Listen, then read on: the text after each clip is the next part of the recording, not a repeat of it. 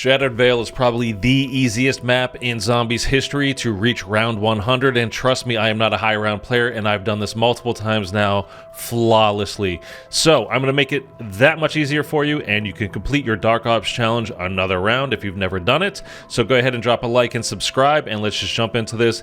You're going to be shocked, truly, honestly shocked at how very easy this is. First things first, we need to cover the perks and augments that you absolutely need to run this. These are the perks you're going to use and also the augments. I'm going to highlight everything, but I'm going to really focus in on a few of these. So as you can see here, Stamina Up, we have Free Faller and Quarterback, nothing special there. Quick Revive, the most important part here is have on Dying Wish. Always, always, always have on Dying Wish. For your minor augment, put on whatever you want. I have on Increase Your Time in Last Stand. Juggernog. We'll highlight this one. We've got Probiotic. This is a must. Okay, these ones I'm highlighting here that I'm zooming in on here, these are the must. Probiotic. Slightly increase maximum health with Juggernog as your major augment. And for your minor augment, Hardened Plates. Armor Plates have more damage mitigation. For Melee Macchiato, you can put on pretty much whatever you want. Espresso and Stick and Move is what I have, although we are not going to melee at all for my strategy guide here. So Melee Macchiato is kind of irrelevant, but up to you. Speed Cola, this is an absolute must. Classic formula, reload speed is even faster. We're going to be in a very tight area, and you're not going to have to reload too often, but when you do reload, you're going to need to do it very, very quickly. So this is an absolute must. Classic formula, major augment. Minor augment, fast pitcher, deploy equipment faster. This is very important as well. We're going to be using Casimir grenades, and you want to get it out of your hand ASAP. So these two augments are absolute musts. Vulture Aid, we're going to zoom in on this one here as well. We want Parting Gift, which is ammo drops give more ammo to wonder weapons. That's hugely important. We're going to be using the Wunderwaffe DG2 for this entire run. It's basically the only thing you're going to be using. And Picky Eater, on death, zombies have a higher chance of dropping your current equipment, which again, because we're using Casimir grenades, will give us more Casimir grenades without using our salvage. So this is going to be coming very handy, especially on the special rounds where we get the toxic zombies. Death Perception, another one we want to zoom in on here. Critical Eye, small chance that a body shot becomes a critical shot. This is huge. This is what we're going to be doing. We're going to be actually focusing on shooting these zombies in the body. We're not going for headshots at all here. We are purposely going to be going for body shots. So this Critical Eye will turn some of those body shots into headshots. Very important. And then we also want to run Bird's Eye View for the minimap scan rate to be increased. It doesn't sound like that's a big deal, but once we get into the higher rounds, especially like from 80 and beyond, these zombies are going to spawn in very quickly, and at the start of certain rounds, we're going to need to know when these, like the special rounds, we're going to need to know when the toxic zombies are coming before we throw our Casimir grenades, so you're going to want to know exactly when they're coming in, so this fast scanning minimap is going to be very helpful. PhD Flopper, it's not going to matter. You put on whatever you want. I always run PhD Slider and Tribologist with this. So Deadshot Daiquiri, we're going to zoom in on this one here again. Dead again is the major augment we're going to use. Critical hits have a chance of adding a bullet to your magazine. Now this is hugely important. This keeps us from having to reload very often. I think during my entire run, I think I've done this a few times now, and I've only had to reload, like physically reload my weapon, my Wunderwaffe DG2, maybe 10 times during each run total. It's not a lot, so, and it's because of this. And also, when you pair this with Death Perception, the Critical Eye, where a body shot can count as a headshot, this is massive. Okay, and for our minor augment, we're going to use Dead Break, increase damage to armor pieces. Obviously, later, we're going to be getting armored zombies. The more damage we can do to them, the better.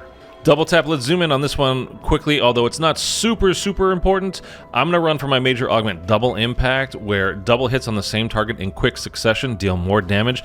So we're going to be in a very narrow spot with a very tight area that the zombies can funnel through, so we're going to probably end up shooting the same zombies more than once fairly quickly, and with our Wunderwaffe DG2, that's going to spread the extra damage throughout the horde to other zombies. So this is quite good to use Double Impact.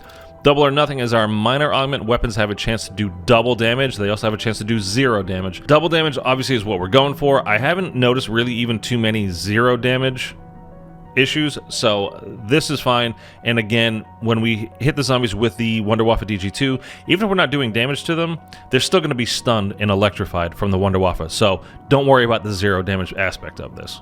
Elemental Pop, you can put on whatever you want. I have Citrus Focus and Vulnerabine. For your field upgrade, I am absolutely going to recommend running Frenzied Guard. The major augment we're going to have here is use ammo from stock. That means you don't have to reload, so this is very important, especially if you get into a tight, sticky situation where you're being overrun and you just need to fire rapidly as you pop your Frenzied Guard. This is the one to use. Repair boost, repair more armor per kill. Should be self-explanatory why that is great. By the way, like I said, we're going to be using the free Wunderwaffe DG2 for this entire run. I will link on the top right of your screen right now a guide to it if you don't know how to do that yet. When you've got both of your weapons upgraded, your DG2 and your Ray Gun Mark II fully upgraded, make sure you head over and get yourself a mutant injection just to have in your back pocket so you're safe, and get yourself a couple of Casimir grenades as well. You also want to go ahead and make sure you are fully perked up before we take up residence in the elevator shaft, because we're going to be there for pretty much the rest of the game here. So whether you're using Perkaholic or just using the Wonder Fizz machine and points, go ahead and get all of the perks that are necessary now. And as I was saying, when you've got all your stuff, head into the elevator shaft right here, tuck yourself into this back corner, and we are pretty much gonna stay here for the rest of the game. The reason why we stay here is these zombies, it's a very narrow area that they need to funnel into to get to you, so with your Wunderwaffe, you're just going to be electrocuting them all. It's going to chain. It's going to do great work for you. To your left on the screen there, you've also got a crafting table. So between rounds, you need to craft some more Casimir grenades. If you used a mutant injection,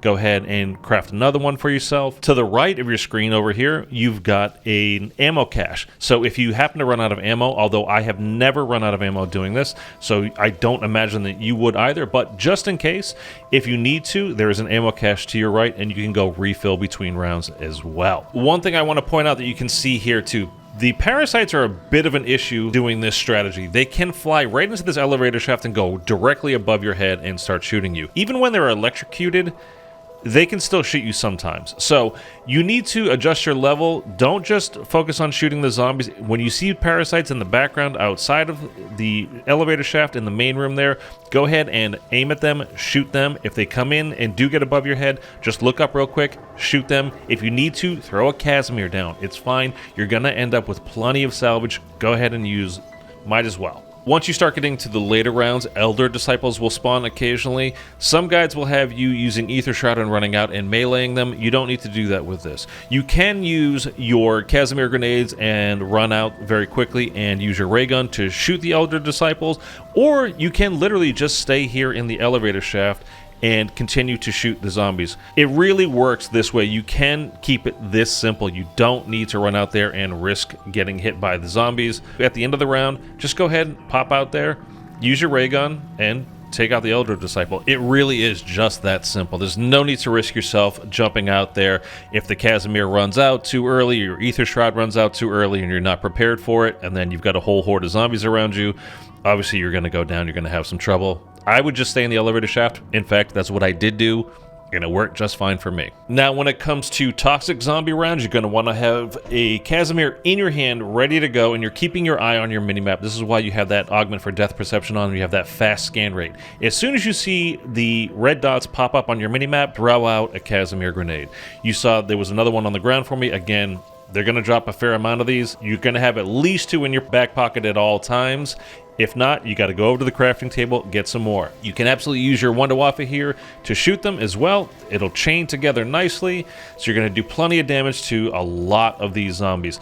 These guys are a bit of a pain, but actually with this strat, it's super easy. Just keep yourself in the elevator shaft protected, and then at the end of the round, when you need to, if you don't have any Casimirs on the ground to pick up for free, just head over to the crafting table, make a couple more, get back into the elevator shaft, tuck yourself into the corner, and keep going. And that is honestly the entire strategy. It seems too easy. As a non-high round player myself, it seemed like there's no way this is going to work, especially not that simply and smoothly, and it really did. I've done this, like I said, a few times. I've only used 1 mutant injection this entire time. Other than that, I have just used my Wunderwaffe and Casimir grenades the entire time. It's just that simple. So this is a great way if you've never completed the Dark Ops challenge for another round to get to round 100.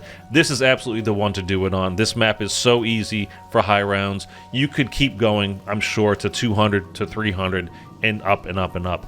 But doing this strat, you can absolutely 100% try the Z-Rex boss fight on round 101. It's the first time ever that Treyarch has made a boss fight different once you hit the high rounds, these specific high rounds. It's not on round 100, it's round 101. So I definitely recommend, if you got to this point, giving it a shot. The Z-Rex boss fight at round 101, very, very, very difficult. But the strategy to get there is very simple. So if you did find this guide helpful, please drop a like and subscribe. You really help the channel grow, and I'll catch you guys in another video real soon. Later.